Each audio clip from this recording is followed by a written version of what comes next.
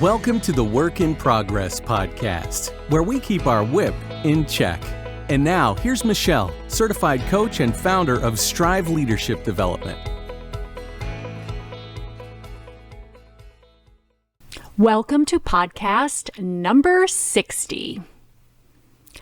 I read an interesting article the other day about studies that were conducted through SHRM, which, by the way, if you're not sure what SHRM is, it is the Society for Human Resource Management. They track trends, they watch shifts in the workplace, and then they share what's happening with HR professionals. And I love to follow the trends, and I love to serve and help and bring value to you leaders and managers and my audience in any way that I can. Now, this article was about the shift that is happening where employees are seeking the maximum in terms of benefits and opportunities and what can be available for them, while companies are in the process of making cuts and looking at ways to save money. It's kind of that teeter-tottering place, like on a teeter-totter, where we're somewhere in the middle, there's a shift going on in the market, and one side hasn't heard the news yet to catch up. So the person who's balancing doesn't know what's coming, that they're about to go down. But they are. They just haven't heard it yet. I kind of liken it to when there's market shifts in real estate. So imagine this nice couple who's been looking for their perfect house for their family and finally finds the exact one they want. It has everything. The perfect layout with the office just outside the kitchen, this green porch and patio and the private fenced backyard, just the right schools on a quiet street with a picket fence, the whole 9 yards. They put an offer on the house, about $10,000 below the asking price. Next thing you know, the sellers have declined their offer and they sold the home to somebody else.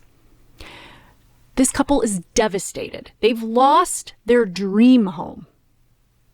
And later, they see in the records that the buyer paid $10,000 over asking price for that house that they lost.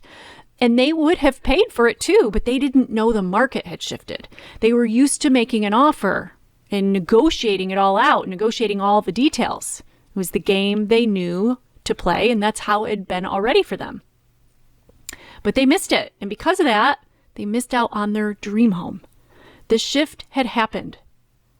Now it's a shocking time and mindset adjustment when a new reality that must be adjusted to comes along, or you just won't win if you don't figure it out, or you'll figure it out the hard way. Now, it works the other way, too. The neighborhood, has been hot for about a year now. The owners of 123 Maple Street, they're ready to cash out and move on. They're retiring south for lower maintenance and more time to travel. The house is listed, and they immediately get an offer $10,000 below the asking price. First weekend. They feel a little offended, since they know their neighbors down the street got paid over asking price when they sold their house just this past winter. So they counter back, only to never hear from them again. Not only that, they didn't get another offer or even another showing for months after that. The market had shifted, and there's an adjustment period, and it's usually a little bit painful, or at least a little bit uncomfortable. That's the teeter-totter, right in the middle there. So there's 5 steps in the leadership survival kit that you need to know. And the first step number 1, and my philosophy, is to always be aware of where you are in the market, in the cycle, whether that be with real estate property values, the labor market, costs of materials, you name it. Know where you are in the cycle right now.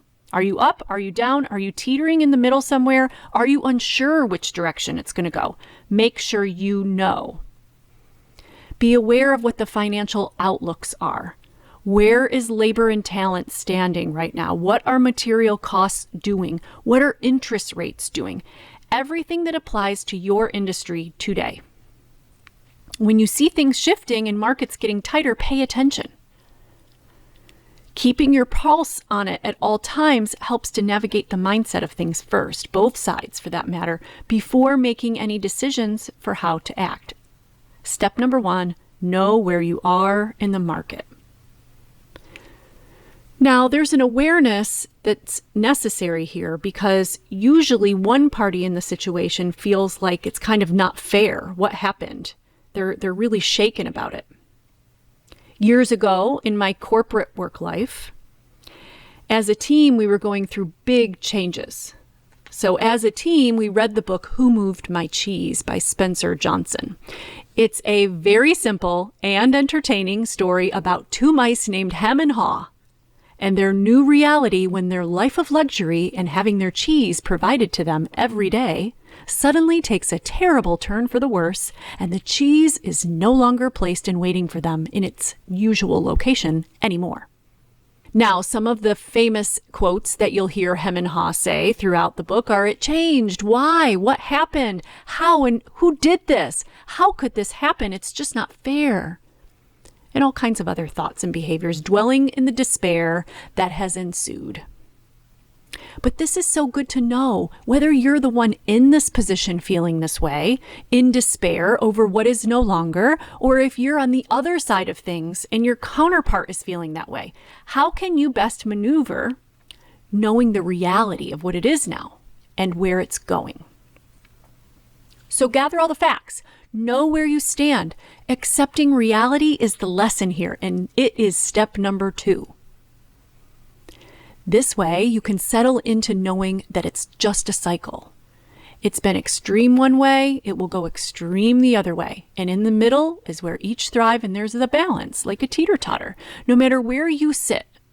Sometimes you're going to be up, and sometimes you're going to be down. Know where you are now and accept that, because it too is not permanent. It's just part of the deal and how it works. It will change again, and when you get used to that, it will change yet again. And this allows you to make better qualified decisions for how to handle it with strategy and with planning. Step number 2, accept the reality, know that it will change again, and decide what makes sense based on that. Once we know what we have to work with and we understand the conditions, the facts of the situation, we can make decisions for step number 3, how to adapt and reprioritize. I ask these questions of myself for the company. What is the objective here, and what can we control? So important to know these things and be super clear on them. And if they've changed, what are the most important things we need to focus on right now? What's going to get us in the best way, most efficiently, take the biggest steps toward those new objectives? When we get through this correction or adjustment, what do we want it to look like on the other side? Such a powerful question. What do we need to do differently to get where we want to go? And even more than that, how have the ways that we've been doing it preventing us from accomplishing the goal now? Huge. When we ask great questions, it allows us to create an objective plan and strategy for getting there. The key is to be willing to answer them with an open mind. Just because it's the way we've been doing it doesn't mean it's the way we need to keep doing it. In fact, I would suggest that it is not the way to keep doing it. Spending time as the leaders to deliberately place thought and strategy to what needs to happen will allow you to make your best decisions. But more importantly, it shapes the messaging and conversations that allow for high quality communications with your team following the strategy being put into place. Adapt and reprioritize to reset. Step number 3. Step number 4 is to sharpen your leadership skills. This is the time to pause first. Now that you have accepted the reality for where things are and have begun to strategize on the new objectives, it's time to have high quality conversations with the key players on your team. Sharing the data, sharing the facts, where things stand, all to help them reset their mindsets as well. But this is also the time to listen. Listen to understand where they're coming from, what's important to them, what they most fear, and what their idea of the worst case scenario is for them. Gain feedback from them on what they see from their perspective. Ask them where they see opportunities, successes, and ways to improve and to reset for new directions and priorities. Help them be a part of the long-term solutions that are determined. My marketing manager and I have great discussions about what's working and what's not all the time. In our Wednesday meeting, I let her know that revenues would be down next year due to the downturn. This means that her percentage of sales that she uses for her marketing budget needed to be reduced. I said, "Tammy, what are the first things to come to mind to you to reduce and remove when I say that? She had an answer immediately. She told me that the gifts that we were buying as closing gifts were far too expensive and needed to be cut by 50%. I told her that's great. Come up with all your ideas and suggestions, and we'll make a final decision for what needs to be reduced next week. Trust your people to know what makes sense, and be sure to listen when they tell you why something doesn't make sense. Now, don't forget that many times they haven't had the mindset shift yet. And even if they have begun to see the writing on the wall, their teams have not. And they'll be speaking from the voices of their team that they manage and support and represent. Department head managers will be on the lookout for anything that threatens the satisfaction of their teams, of their people. When they are great supporters of their teams, they may be more passionate to protect them. That's okay. That just means they care. And that's a great thing. This perspective is critical for you. Helping them understand the shifts will help them set the tone with the changes that will be necessary with their teams. And their passion and care to protect and support their teams will be exactly how and why it can be a successfully executed adjustment that's very well communicated, that will build loyalty. That's why step number 4 is to sharpen your leadership skills first. Then and only then is it time to sharpen your pencil. Step number 5. Now, this doesn't mean that there aren't people behind the scenes already going through the exercise of rebudgeting, cutting, and evaluating what can and or needs to happen to meet the objective with your new strategy. But it does mean that as you go back in for the actual final decisions on what you choose, that you've already taken everything into account. You've now heard and gained the facts and data from all perspectives. You can share this and lead those around you through the decision-making process as you make each one. Now, for example, your CFO may tell you that you have to cut one particular line item, but you'll be able to see the value of that line item remaining in the budget, but you may choose to remove another one instead that you now know is far less valuable than you once may have thought. Do not underestimate the power of this process as a leader. This positioning will gain you far more in the long term, in the form of morale, loyalty, retention, acceptance, through the hard times than any thoughtless strike through a budget can possibly ever gain. And agreeing to someone else's perspective, who only has one view, will not reflect leadership-like decision-making on your part at all. As leaders, our job is to allow each person in their role to bring their high-quality expertise to the table to solve the problems, and then to understand all of those perspectives in order to make final decisions as the leader. Sometimes nobody feels like they got everything they wanted. They might even think for a second that it's not fair. This is not the time to worry about pleasing everyone. Make strong decisions with all the information and expertise that you have available to you. Then you can stand strong as a leader from there to help them see how this is what is necessary to protect them and the business and the long-term objectives of the company. Sharpening your pencil is important, critical even, as step number 5, but only after you have sharpened your leadership skills first. The last step in this process, number 6, is what I'm now calling do what AI can't. Artificial intelligence, AI, ChatGPT, all of those are all the hot topic right now for what they can do, whose jobs are at risk, how they can do so many of our tasks for us. And I believe all that's going to be true. These technologies will allow us to be so much more productive and efficient. They already are. And for right now, in the time being, this is the perfect time to remind ourselves what it can't do.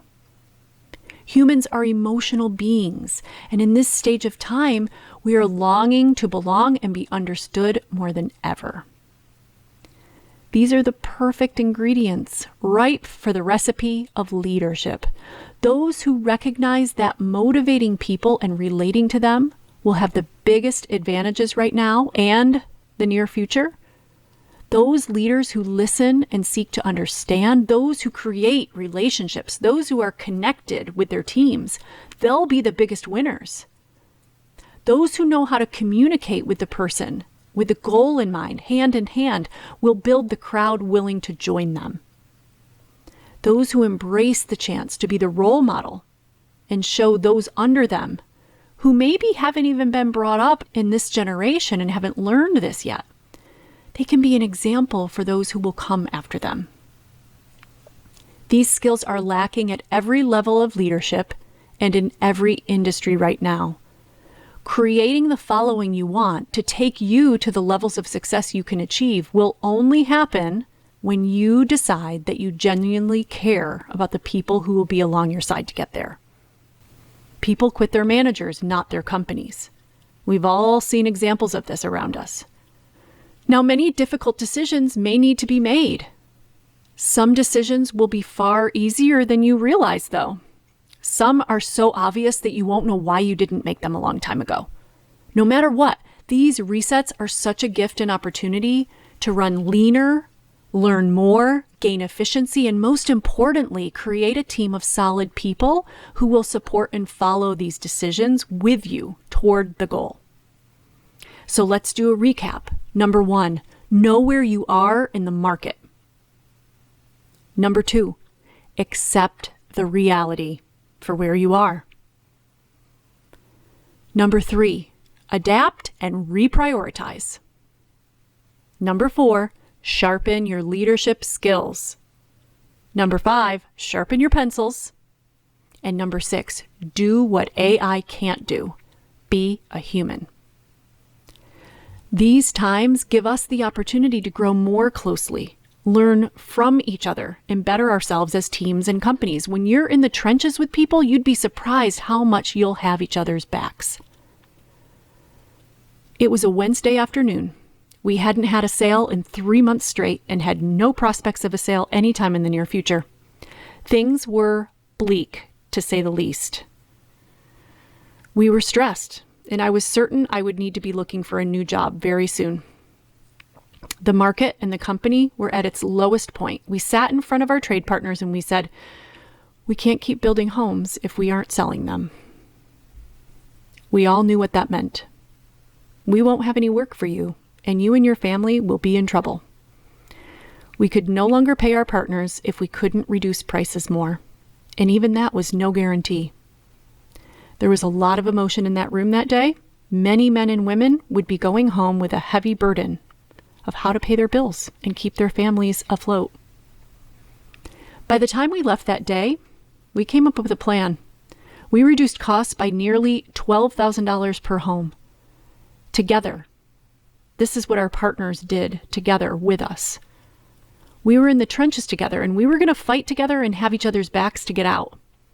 We didn't know if it was going to work, but it did. Over the next month, we sold 3 homes, and then 4 the following month. Things had finally restarted again, and we did it together with the same goal in mind.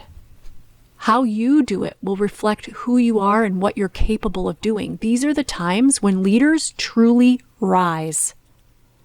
This is your opportunity, and not only is it waiting for you, but there are people depending on you to become exactly the leader you were meant to be. It's yours for the taking. Do what AI can't do. Go be a human. And if you want to learn more and work on this further for how you can be the strongest leader you can be for your team through the good times and the bad, join us over at Strive, where we work on these and so much more every single day. Come join us. I hope I'll see you inside. Strive Leadership Development guides leaders toward their greatest potential. We hope you'll check out what we've been up to at striveleadershipdevelopment.com.